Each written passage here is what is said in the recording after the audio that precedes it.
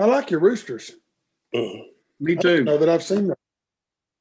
I got a John, pair of John, is that a Guinness that you're drinking? them. No, it is not. I'm on the Stop. job. It's a Merlot. This is a Diet Dr. Pepper. It's the hard stuff. All right, we're live now. Let's get her started here. We'll call ourselves to order for the October meeting of the Calvert City Planning Commission. The time is 5:30. And first time of business will be the approval of minutes of our last meeting. You have those in the packet John sent out on Friday. Any comments or questions?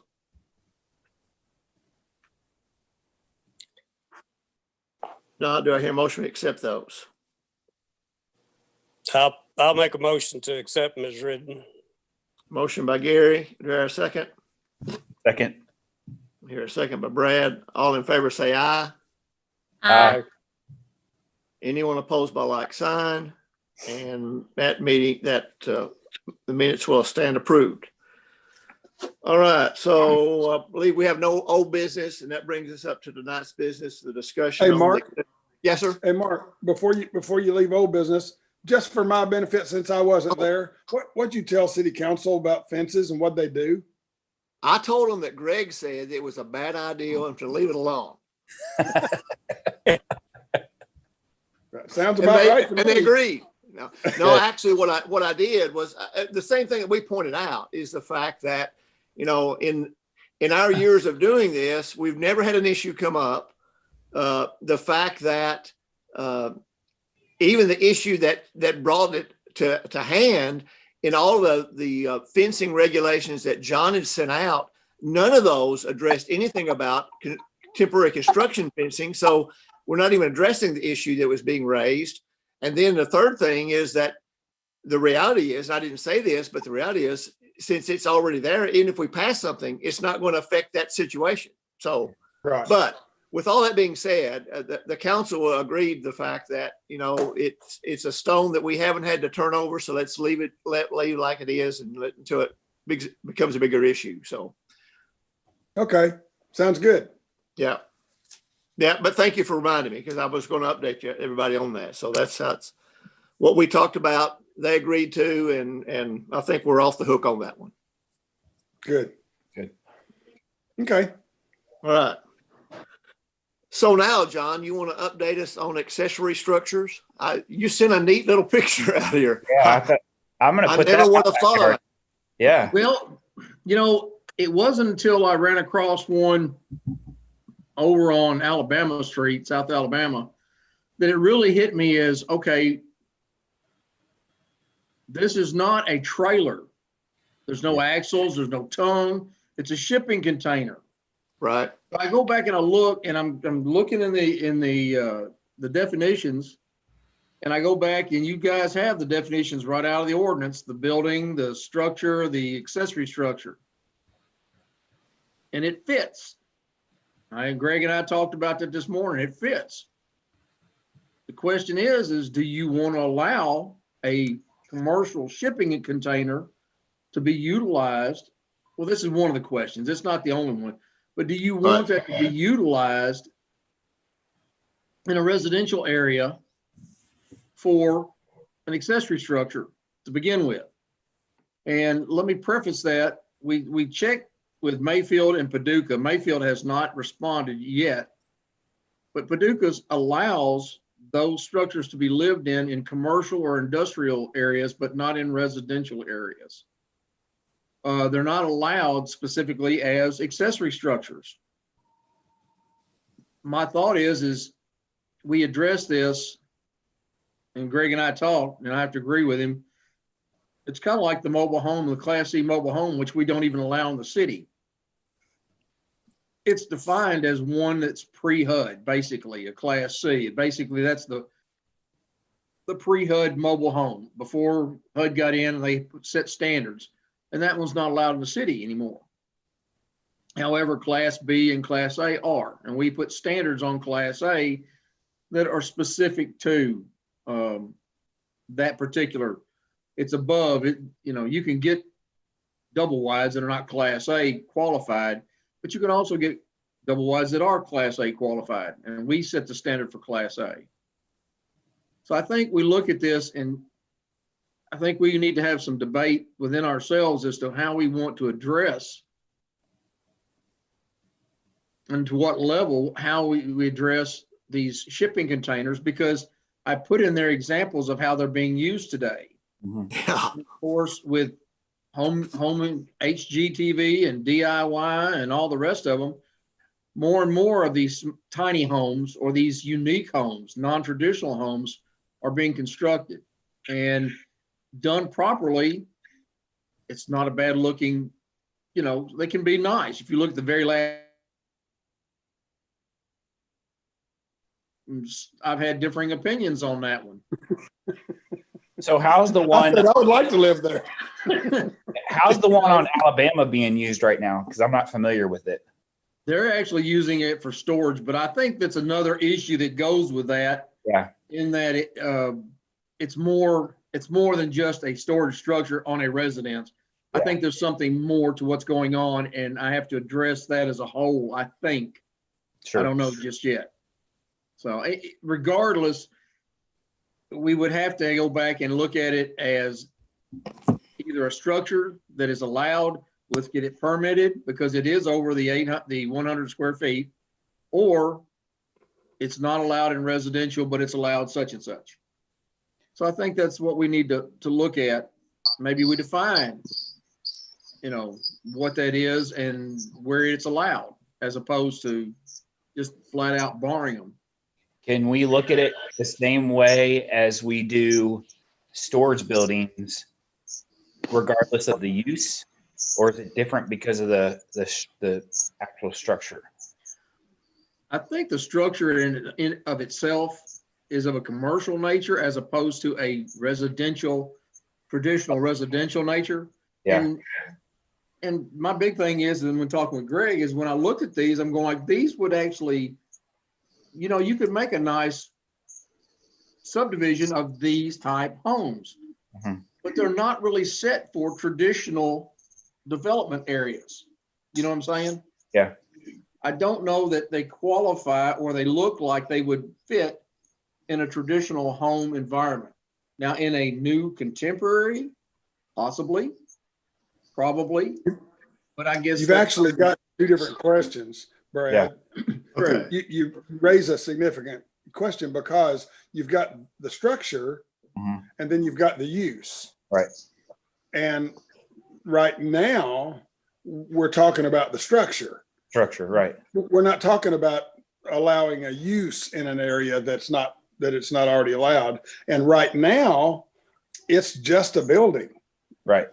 We don't govern aesthetics in any way. No. So if you haul one of those things out and put it, you know, as long as it meets the setbacks and the not more than 50% of the footprint and all of that stuff, we don't otherwise restrict how you can build your structure. Right. And that's what I was kind of getting around to, is that if I want to put a storage building, whether it's made out of metal or wood or whatever, if I'm using it for a storage facility for my stuff or an external office, I don't know why we would care as long as it meets all of the other requirements that we do for a storage building. Right. In Calvert City, you mostly get storage building. I mean, the people who put storage buildings up live there. Yeah. And, you know, with very few exceptions, they're going to put up a storage building that's sort of in keeping with their house. The only reason this issue came up is because there seems to be a big push to sell these things as accessory buildings, storage on your property and such. And so in anticipation that we might get a flurry of these kinds of structures, of these kinds of buildings coming in, John just wanted you to take a breather for a second and think, is this because this one might become prolific?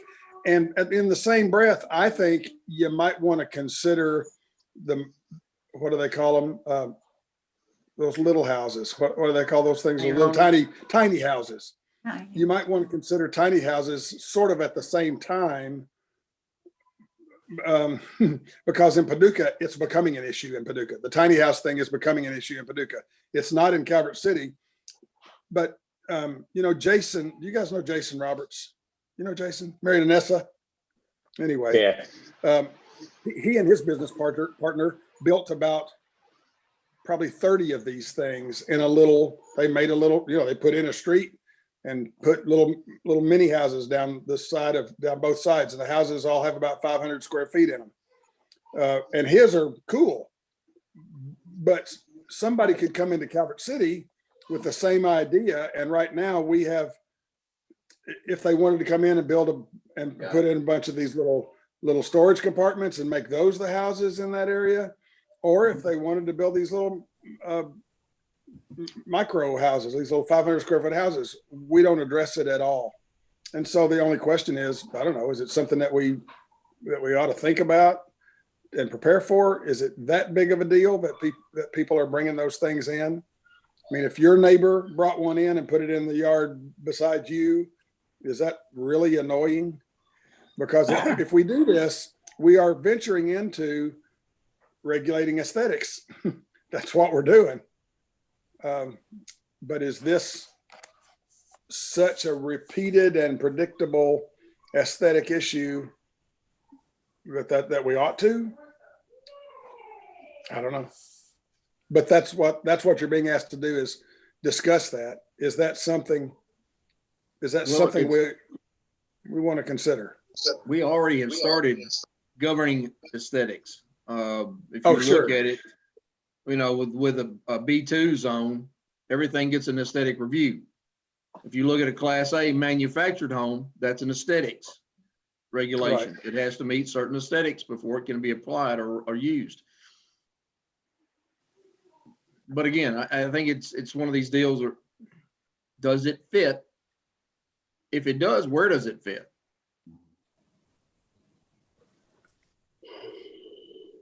Or do we even want to address the issue at all? We can leave it alone, just do nothing. It's just a building.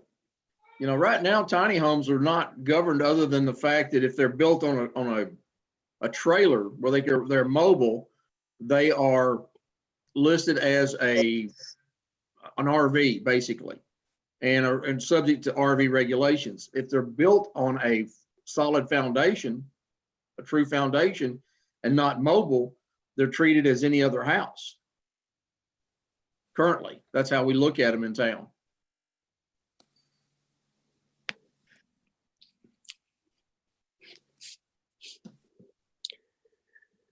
Yeah, I apologize. I lost the signal there momentarily, so I had to log back in. So, where did you lose it? you were right in the middle of your dissertation, and all of a sudden it went away. The oratory was wonderful. Yeah, I figured it. I figured it's probably the highlight of the day. Yeah, it was. Well, I just have so if we address nothing, I guess at this point, is there an issue, or are we just trying to get out in front of something that could potentially be an issue? Right? Yeah. Yes. Yeah. Right now it's a single family dwelling, right? So it goes most anywhere. I mean, I could see where or an accessory building, either one. It's it's really just a building. It could be used as a single family dwelling, or it could be used as an accessory building. Yeah. Or it could be used as a store, for that matter. Or it's just a building. Or a swimming pool. Right. Well, I mean, does it matter if it's in the front yard or the backyard? I mean, if you've got a storage building, could you, legitimately put it in the front yard? You can put one in the front yard, can you, John? You can't put accessory structures can go in a front yard by conditional use. Okay, so there you go. So I think that is kind of the thing to address. As long as we've addressed that part, I mean, if somebody wants to stick it in their backyard as an accessory building, I don't know that there's much more to address if we've already addressed that part of it.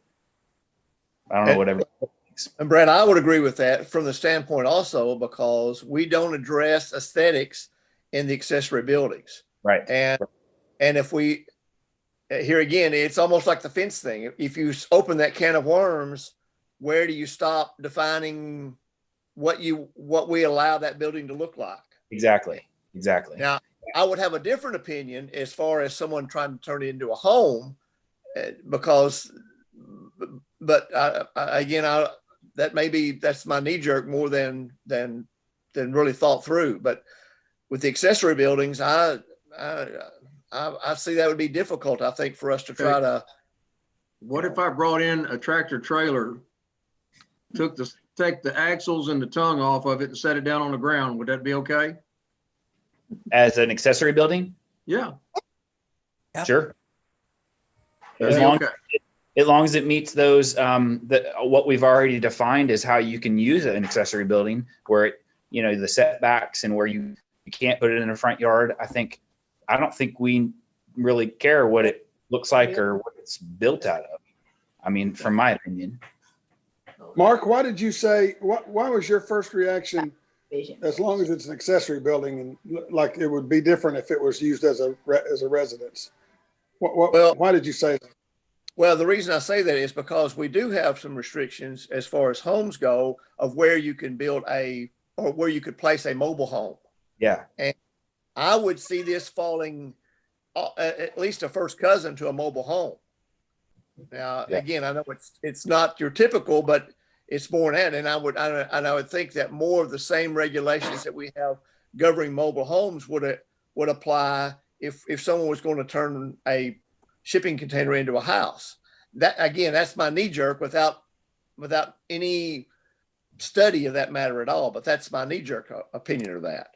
Yeah, I'd agree. What you're saying is you've got a lot and you're getting ready to put a one of those containers in for a primary residence. I think that's a different conversation than what we're having. So I'd agree with you, Mark. Yeah, I think we need to keep it separate. I think we need to look at that as two different issues. If someone's using it as an accessory building, we either got to redo the way we do accessory buildings, I think, to start addressing aesthetics. And if we want to do that, if we think that's necessary, okay. But, bear in mind, that's a can of worms, I'm afraid. Yeah. But when it comes to a primary home, that's a different, again, I think we've got some existing regulations that would help us be able to say that we treat that more as a mobile home and look at it with that lens. That's the way I would look at it anyway. Yeah. Well, that's what you need to take the next 30 days and think about, is kind of how, if these things are not appropriate to be used as a building to house, if it's appropriate for some uses and not appropriate for other uses, Mhm. then you need to think all the way through that, think through all the zones and kind of all the uses, and sort of how would you draw that on a whiteboard, How would you Right. outline where and for what reasons would you allow one? And right. That was my granddaughter. She's got 2 cents to throw in. It's so good.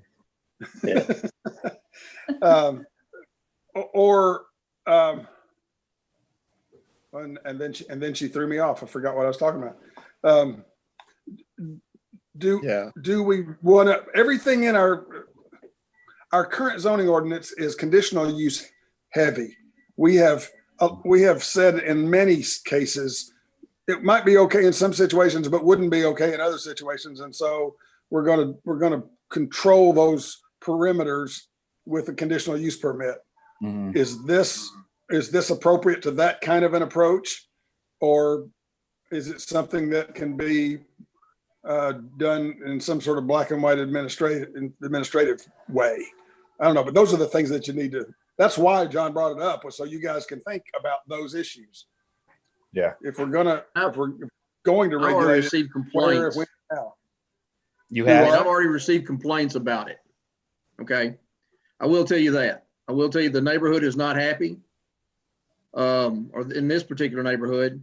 And that's one thing again, it's different to have a metal building, What's it being used for, John? just storing stuff in it, sitting there in the backyard amongst trailers and everything else.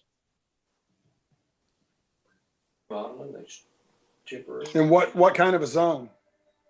It's a residential. R1, R2? It's R1, R, 2, 3? 3 or 4. I'm not sure which. Oh, Yeah. Well, and the devil's advocate of this, I can understand too. If my neighbor moved one in, I might not like the way that thing looks, and wouldn't want it in my neighborhood. But the fact is, I think it would drive us into, we'd have to define aesthetics that we want for accessory buildings, which we haven't done. And I think I don't see how you could necessarily just ban these. Well, I guess we could do what I want to do, but I don't see how you could justify banning those and yet let someone, go to buy one of those little metal buildings and put it up and they're using it. So there again, I think the aesthetics issue, it's a different story. And something else I wanted to ask, and I don't remember, but in the accessory buildings, John, do you recall do we define where on the lot they can be placed? I know we talked about setbacks, but do we define the fact that accessory buildings have to be in the backyard? I think they do. I think that is required. No, they can be allowed in the front yard by conditional use. By conditional use. Okay. Yeah. And in some cases, you really don't have a choice. You get somebody that owns a lot that runs their front yard and their backyard are both front yards. Yes. So they have to put one in the front yard because they have no choice, or they don't put one on the lot. Yeah. Okay. See, again, it gets into the situation. A lot of it has to do with the way their yard is set up in conjunction with the streets. Okay. All right. And others just don't care if it's in the front yard or not. I mean, Yeah. Okay. Now this one is not. This is in a backyard. So, but yeah, we've had the planning commission meet last time and they actually allowed one in the front yard, but their front yard, they actually have 3 front yards. Plus they have a front yard where their house faces, and then they own property that runs from one street to the other street on the north side. So they actually have 3 front yards. And so they have no choice. They had to put it in the front yard somewhere. Yeah. And we see that more often with people buying adjoining lots. They'll either have 2 front yards or more. Some have 3. So. Okay. Well, I think Greg's advice is probably what we need to do is let's chew on this for a month. It might not be a bad idea for us to get a chance, stroll down to Alabama and take a look at the situation that's there, and let's think about, is there something we need to address, and then what does that look like? How do we address that? Fair enough. I appreciate it. That's all I wanted to do is get you guys thinking about it to see if or what we wanted to do about it, and if and how we wanted to address it if we did want to do something about it. So. Right.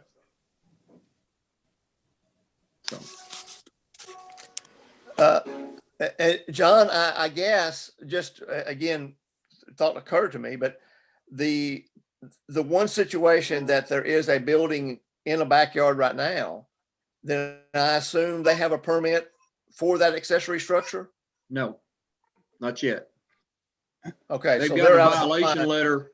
They've gotten a Okay. violation letter on it being there.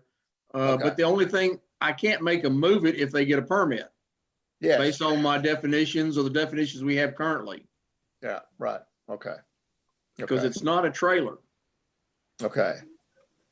But the flip side of it, it's not a situation where we've said, yes, you can, and now we're backing up and looking at saying, no, you can't type thing. They Yeah. already, yeah. Okay, good. Well, you probably ought to drag your feet on issuing that permit if the request comes in, so we can address this and see what needs to be done there.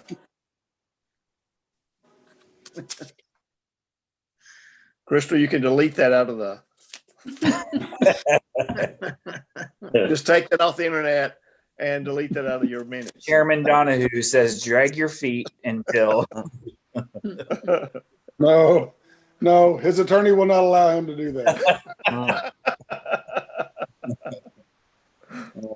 Chased off Crystal. Yeah, she's done now. See, didn't hear it at all. I think she's having connectivity issues. Yeah. All right. That's all Any I other have, gentlemen. comments, questions, discussion? Mm-mm. If you haven't, I would recommend you drive by Civic Center and take a look. If you have a minute, put the mask on and go inside and take a look even deeper. I think you'll be impressed. Is it open for business now? It will be later in the month. We've got one activity this weekend and a couple small things to finish, but it'll be open for November anyway. Good. So It looks good from the outside. Yeah, it does. Looks really good. they're actually doing the finishing touches to the inside. Just a few things left. We should complete tomorrow, clean up. The weather's blocked us from being able to finish the exterior painting, but we will. That's still on the agenda. So, and that's basically other than if I can get some fencing in. Yeah. We want to put a privacy fence in the back that way we have the garbage containers hidden from view and et cetera. So it'll look nicer. But you will not believe, you've all been in the Civic Center. You'll not believe that the impact you're going to see when you walk in there with those windows that are in there and the doors that are in there. That impact is going to be amazing when you walk in and see it. Yeah, I've been in. Pretty impressive. Is it going to be open for? Is it going to be open for election day? Yes, sir. Yeah. It will be. Okay. It will be. I've already voted at the library, but I'm going to vote again. So Or you can go ahead and vote. You can go ahead and vote right now at the courthouse. So yeah. Covered all your bases, huh? Crystal, you probably want to delete that out of the minutes too. That's good. All right. Anything else? If not, do I hear a motion? We adjourn. I make that motion. Motion by Brad. Do I hear a second? Second. Second by Kathy. All in favor, say aye. Aye. And the meeting adjourned at 5:57. Thank you, folks. Thanks, guys. Thank you. Have a good night. Have a good